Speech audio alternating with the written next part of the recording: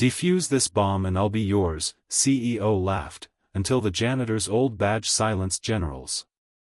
Before we begin, imagine this for a moment. A billionaire CEO is standing in the center of a military research facility. Around her are decorated generals, bomb experts, government officials, and some of the most brilliant minds in the country. A mysterious device sits on a steel table. A countdown clock is ticking. No one can stop it. Then a janitor quietly steps forward.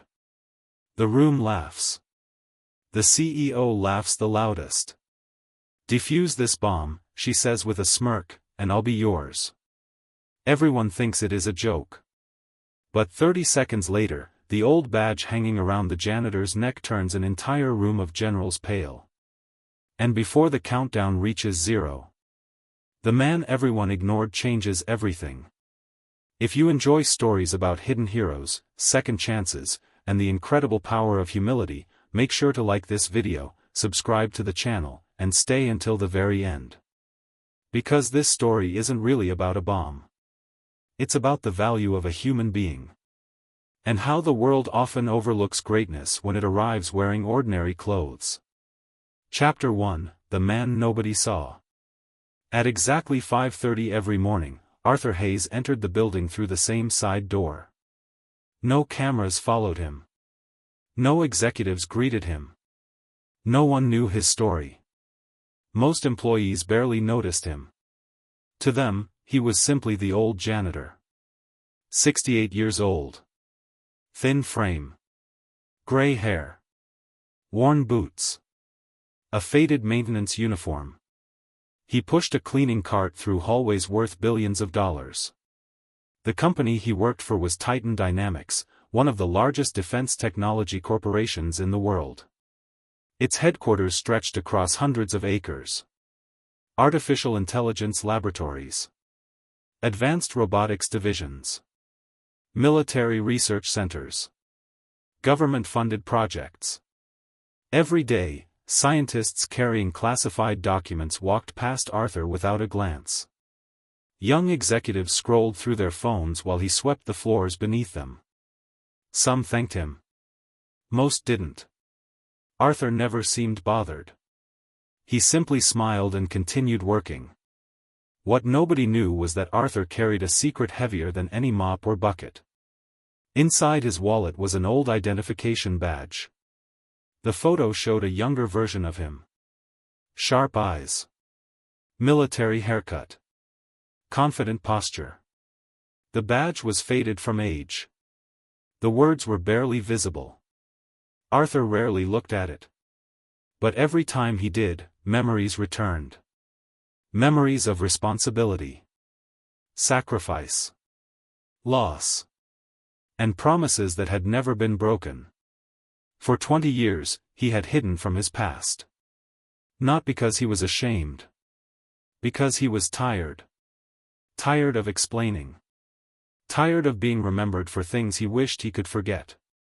So he chose a quiet life. A simple life. A life where nobody expected anything from him. At least that was the plan. Until Evelyn Cross arrived. Evelyn was 39. Brilliant. Ambitious. Ruthlessly successful. She had become CEO of Titan Dynamics after transforming a struggling division into a multi-billion-dollar operation. Business magazines called her a visionary. Investors called her a genius. Employees called her intimidating.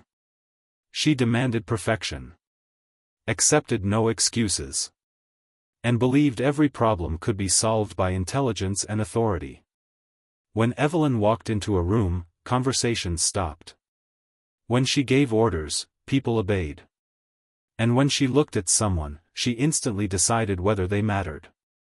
Unfortunately for Arthur, janitors rarely made that list. The first time Evelyn noticed him was during a company-wide inspection. She was leading a group of executives through the facility when Arthur accidentally crossed their path with his cleaning cart. The hallway was narrow. Arthur stopped immediately. "Sorry," he said politely. One executive rolled his eyes. Another sighed impatiently. Evelyn barely glanced at him. "Move the cart," she said. Arthur nodded and stepped aside. The group continued walking. To everyone else, it was an ordinary moment. To Arthur, it was another reminder that some people saw titles before they saw human beings. Yet he wasn't angry. Life had taught him patience. What he didn't know was that fate had already begun moving pieces into place. And very soon, every person in that building would learn exactly who Arthur Hayes really was. Chapter 2: The Demonstration. 3 months later, Titan Dynamics prepared for the most important event in company history. Government officials from multiple agencies were arriving. Military leaders would attend. International partners would watch remotely. The company planned to unveil a revolutionary security system capable of detecting and neutralizing advanced explosive threats. The project had consumed billions of dollars and years of research. Success would secure enormous contracts. Failure would be catastrophic. The atmosphere inside headquarters became intense. Scientists worked around the clock.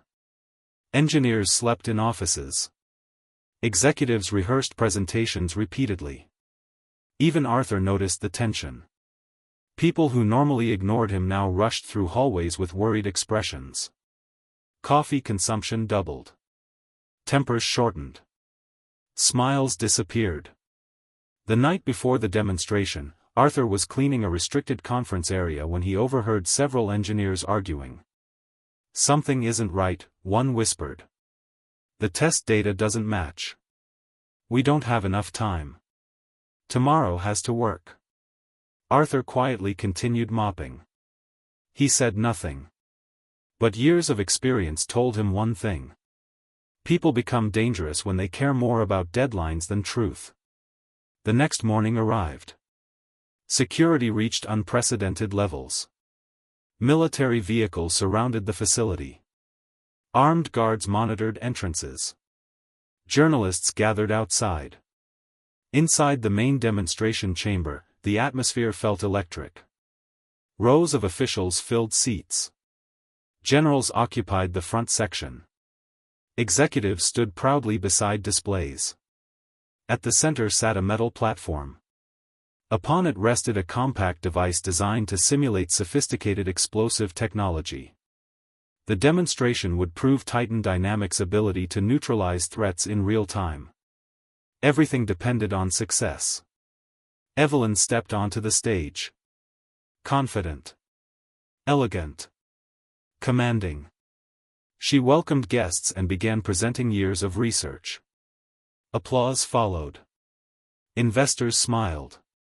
Generals nodded approvingly. Everything seemed perfect. Then the alarm sounded. One sharp electronic tone. Then another. Then another. The room froze. Engineers exchanged confused looks. Security personnel activated communication devices. A countdown appeared on multiple monitors. 10 o'clock. 9 minutes and 59 seconds. Nobody understood what was happening. An engineer rushed toward a console. His face turned white. "This isn't the simulation," he whispered. "What? This is real." The room erupted into chaos. End of Part 1.